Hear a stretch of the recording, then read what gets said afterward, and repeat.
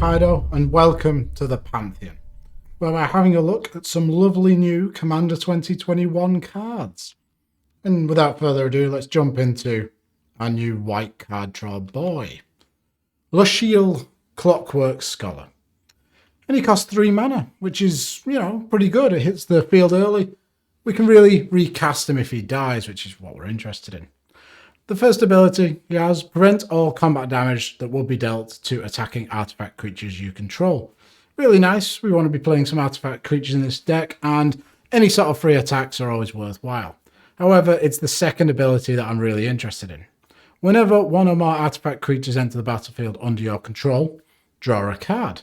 This ability triggers only once each turn, which is a downside, but we're gonna work around it, and I think it is worth it. Any sort of card draw in white is pretty damn cool. Finally, he's a 2/4, which is pretty decent. This new card is quite exciting to me. Being able to draw cards, integral to Magic, and white just doesn't get to. So hopefully you can find some ways to allow it to be done, basically. So let's move on and have a look at number 5. In at number 5, we have Scout's Warning, an interesting card here. 1 mana for an instant. The next creature card you play this turn can be played as though it had flash. Draw a card. So we're drawing cards already. And the fact that it gives a creature flash allows us to draw a card from our commander's ability as well. So we're going to be drawing 2 cards just from this one, and possibly surprising our opponents with a big dude. To go along with this, we've got a couple of other flash enablers. Vedalken Ori, 4 mana for an artifact. You may cast non-land cards as though they had flash. The ability to play at instant speed is very, very powerful. You can react to everything that someone is doing and then, destroy it. And with our commander out, we're going to be drawing cards every time we play something in our opponent's turn. Shimmermere, we are an artifact-centered deck. So it's 3 mana for a 2/2. Flash. You may cast artifact spells as though they had flash. Really, really quite cool. Allows you to draw a card every single time you do it as well. Emergent Zone is a pretty new land. Tap for a colorless, or pay 1, tap and sacrifice it. You may cast spells this turn as though they had flash. Is only a 1 use. There is Winding Canyons from years and years ago that is pay 2 and tap it. You can cast any creatures with flash speed, but that is very expensive. Emergent Zone, it's a lot more budget. Which brings us on to number 4. So we want to be drawing cards, and we want to be making things on our opponent's turn. So we want ways of using our mana to sort of add on to a spell. Tamir Smith is a 2 mana human artificer who's a 2/1. Whenever you cast an artifact spell, you may pay 1. If you do, create a 1/1 colorless mirror artifact creature token. So if we're flashing in artifacts, we can pay 1, make a mirror. To go along with this, Spawning Pit is a slightly different take on this idea. Sacrifice a creature, put a charge counter on Spawning Pit. We're going to be making a lot of tokens in this deck, so having some disposable tokens is pretty easy for us. Pay 1, remove 2 charge counters from Spawning Pit. Put a 2/2 color spawn artifact creature token onto the battlefield. So if we've built up enough charge counters, we can just keep removing them in our opponent's turn, paying 1, and make an artifact in each of those turns, because our commander triggers off tokens as well. Similar idea is Golem Foundry. 3 mana for an artifact. Whenever you cast an artifact spell, you may put a charge counter on Golem Foundry. Remove 3 charge counters from Golem Foundry. Put a 3/3 colorless Golem artifact creature token into the battlefield. So exactly the same as Spawning Pit, except this costs no mana, and we're going to be, it's taking what our deck wants to do, cast artifacts, and it's making that into a benefit. We're going to get something from it eventually, which is really, really nice. Finally, this is a slightly different one. Splice's Skills is a 3 mana sorcery. Create a 3/3 colorless Golem artifact creature token, but it has Splice onto instant or sorcery for 4 mana, which means that as you cast an instant or sorcery spell, you may reveal this card from your hand and pay its splice cost. If you do, add this card's effect onto a spell. So, using Scout's Warning that we saw earlier, you could pay 4, so it makes Scout's Warning into 5 mana spell, and you would draw the card. You'd be able to put a creature in at flash speed, and you'd also get a Golem, which would trigger our commander and draw us a card there, which is really, really nice. In at number 3, we have Eldrazi Displacer. So we talked a lot about casting things at instant speed, but Flickering is another great way to do it. Eldrazi Displacer is devoid, so it technically has no colour, so it isn't white, and it's a 3/3. Can pay 2 generic and 1 colourless, exile another target creature and return it to the battlefield tapped under its owner's control. This can lead to some combos, but sadly, I don't think in mono white. If it does, please do correct me in the comments. But some really cool cards that we could flicker. Countless Gears Renegade is a 2-mana 2/2 with Revolt. When it enters the battlefield, if a permanent you control left the battlefield this turn, create a 1/1 colourless servo artifact creature token. So if we flicker this card, it triggers Revolt because a permanent has left. It left the battlefield and then re-entered. So it'll always generate as a token, which is really quite cool. You know, keep growing the board state, and also it'll be drawing us cards from our commander. Cavalier of Dawn is a similar idea to this. It's a 5-mana elemental knight with vigilance.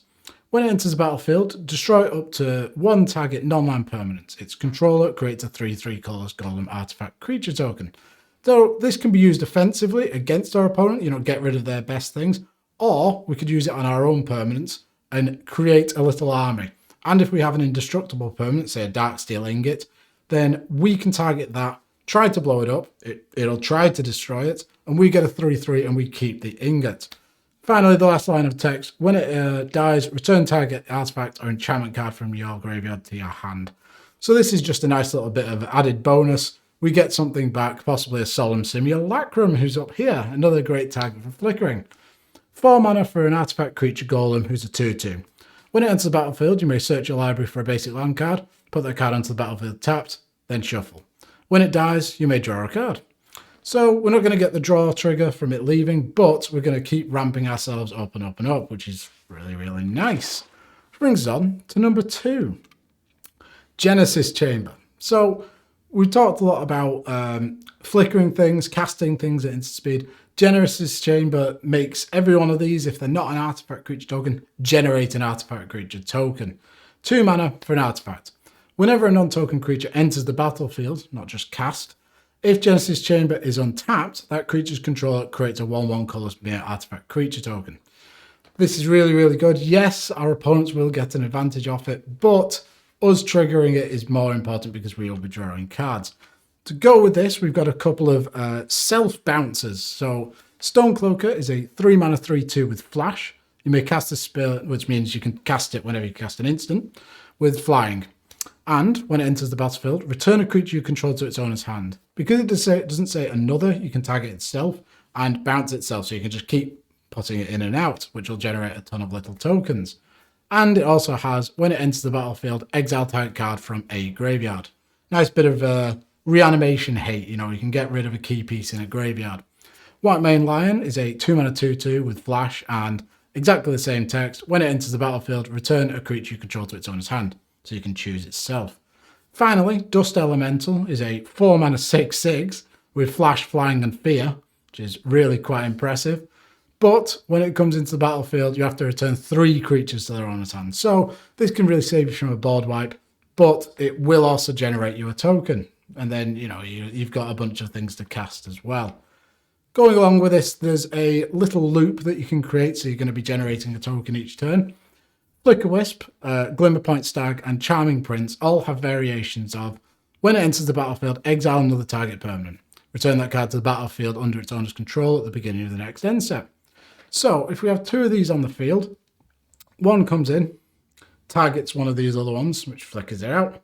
Then end step, it'll come back in, that targets this one, this goes out, and we just keep going and going and going. So every single time that'll generate as another token. Charming Prince has a couple of other little abilities. You know, when it enters, you can either scry 3 or gain 3 life. Really, really nice effects. Really, really good. Brings us on to our number 1 card. Mere Turbine, which is a card I have never played with, but it works fantastically with our commander. 5 mana for an artifact. Tap, put a 1/1 colourless Mere artifact creature token onto the battlefield. Or you can tap it and tap 5 untapped Meres you control, search your library for a Mere creature card, put it onto the battlefield and shuffle your library. So straight off the bat, anybody's turn, you can just tap it to make a 1/1. But wait, there's more. Clock of Omens is a 4-mana artifact. Tap 2 untapped artifacts you control, untap target artifact. So if we have 2 untapped artifacts, we can untap our Mere Turbine, use it again on a different turn. But with Anointed Procession, which is a 4-mana enchantment, if an effect would create 1 or more tokens under your control, it creates twice that many of those tokens instead. So, Mere Turbine, the confetti's back.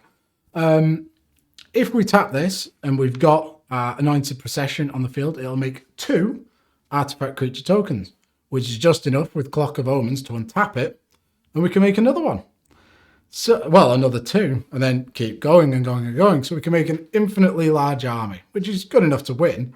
But you can also tap it on each opponent's turn and draw extra cards. And then finally, when you've got enough Mirs, the confetti's back once again, you can search up a Mir Battlesphere, and when this attacks, you can tap all of your Mirs and just burn someone to death. Really, really nice. Retrofitter Foundry is a 1-mana artifact that we can use in a very similar way. Pay 3. Now, there's a lot of abilities here. Pay 3, untap Retrofitter Foundry.